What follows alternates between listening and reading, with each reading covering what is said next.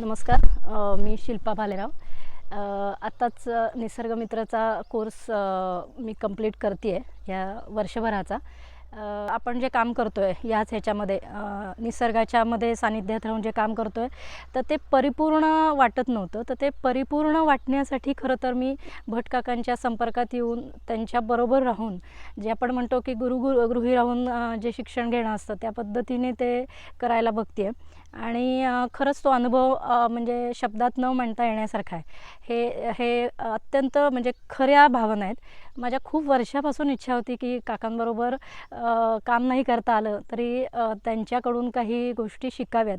आणि हा उपलब्ध जो कोर्स झाला आहे म्हणजे ऑनलाईन स्पेसिफिकली लॉंग डिस्टन्स राहून तुम्हाला कोर्सच्या डिटेलमध्ये गोष्टी शिकता येणं आणि त्याच्यानंतर शिकलेल्या गोष्टींचं परत वापर ॲक्च्युअल फील्डमध्ये गेल्यानंतर ते इम्प्लिमेंटेशन दाखवता येणं ह्या दोन्ही गोष्टी साध्य झाल्या या कोर्समुळे.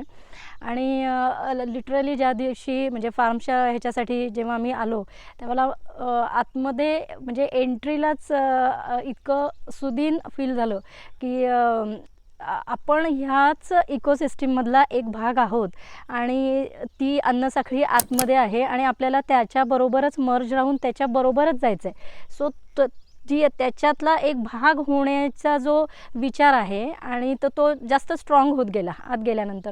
आणि ऑफकोर्स आत गेल्यानंतर जे काकांनी शिकवलं तर भटकाकांनी की वेगळे झोन्स असतात, मग बफर झोन असेल, वेगळ्या गोष्टी आणि प्रत्येक गोष्ट युटिलाइज कशी केली जाते हे तर त्यांच्याकडून प्लॅनिंग सोईंगपासून किंवा बीजधारणा ह्यापासून ते आउटपुट आल्यानंतर परत त्याचं युटिलायझेशन कसं करायचं, रिसायकल रियूज या प्रत्येक गोष्टीचं त्यांच्याकडून नुसतं ऐकल्यानंतर नाही तर त्यांच्याबरोबर राहण्यातून ते अनुभवाने शिकण्यासारखं आहे. ऑब्झर्वेशनमधून पण खूप काही शिकतो.